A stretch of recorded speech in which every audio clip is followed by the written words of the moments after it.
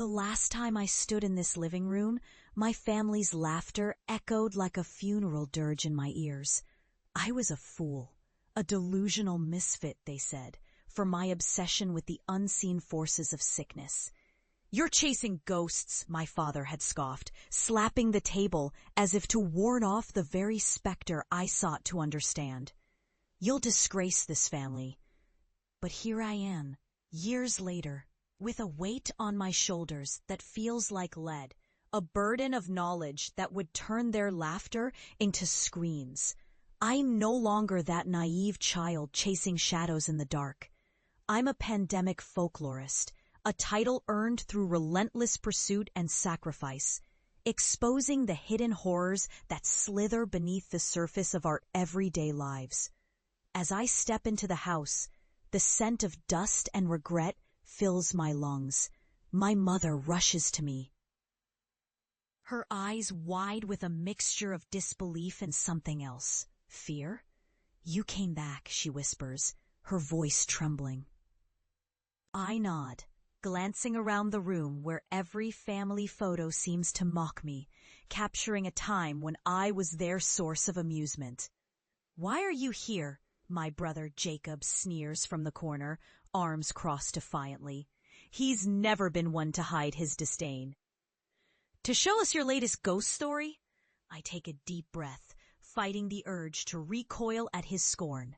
"I've uncovered something important," I say, my voice steady despite the tremor in my heart. "Something you need to understand." "Like how to lose your mind?" Jacob laughs, a sound devoid of warmth. But the laughter dies when I pull out a weathered notebook filled with the meticulous accounts of things that should not exist. The room grows cold, the air thickening as if the walls themselves are holding their breath. "Listen," I urge, flipping through pages stained with ink and something darker, something that whispers of the horrors I've seen. "I've documented a new outbreak, one that doesn't just kill, but takes root in the very fabric of a person's being. It's not just a disease, it's a curse. Their derision hangs in the air like smoke, and I can feel the weight of their disbelief. But I push on, compelled by a force greater than their scorn. I recount the stories I've gathered, the whispers of ancient curses that have seeped into the modern world, infecting those who dare ignore them. As I speak, I feel the air thrumming with energy, as if the very foundations of the house are listening. "Enough," my father barks, his voice rising like a storm. "You've lost your mind, haven't you? You think you're some kind of expert? You're just a scared little girl playing in a haunted house." But I am no longer that girl. The memories of my time in the field flood back. Darkened hospitals, whispered warnings from the dying. The grotesque manifestations of illness that morphed into something sinister.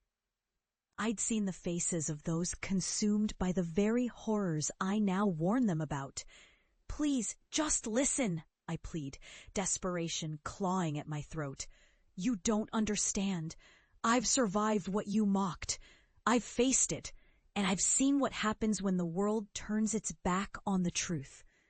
The lights flicker, a premonition hanging in the air, and I grip the edge of the table, feeling it tremble beneath my fingers. I can't help but feel that I've invited something into this space. Something that thrives on doubt and disbelief. "Mom, Dad, Jacob," I say, my voice dropping to a whisper, "you need to see what I've brought back with me." Suddenly, the room plunges into darkness. Panic ignites in their eyes. I can feel the presence, that insidious weight I've carried, creeping closer, wrapping itself around the very essence of our shared denial. A low hum fills the air, a sound that vibrates through my bones, a chorus of the damned. "Stop this." My mother cries, clutching her chest as if to shield herself from the encroaching dread. "You're scaring us!" But it's too late. The shadows twist and writhe, coalescing into forms that echo the fears I've catalogued. Faces emerge, twisted, gaunt, their mouths open in silent wails, eyes hollow with despair. They are the souls of the forsaken, the ones who fell victim to the curses I've studied, and now they have come to collect. Look, I shout, pointing at the swirling darkness. This is what I faced.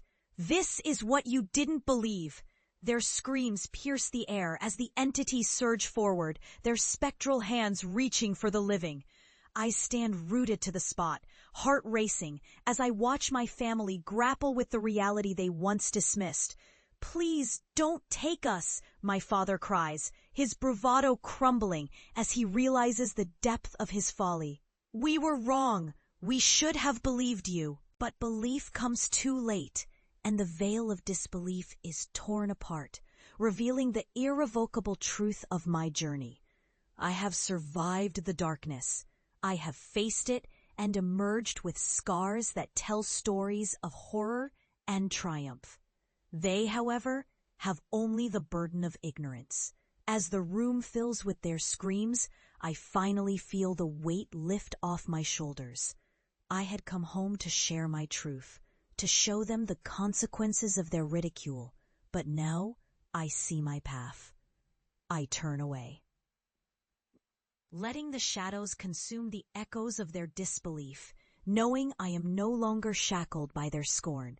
Outside, the night wraps around me like a shroud, the air heavy with the scent of rain and something unnameable. I walk away from the house, leaving behind the laughter that had once filled these walls, now silenced by the weight of what they could not face. In my heart, I carry the knowledge that while I was once the one mocked, I am now the harbinger of truths too terrible to ignore. The darkness is no longer a stranger. It is my companion, and we will walk together into the unknown.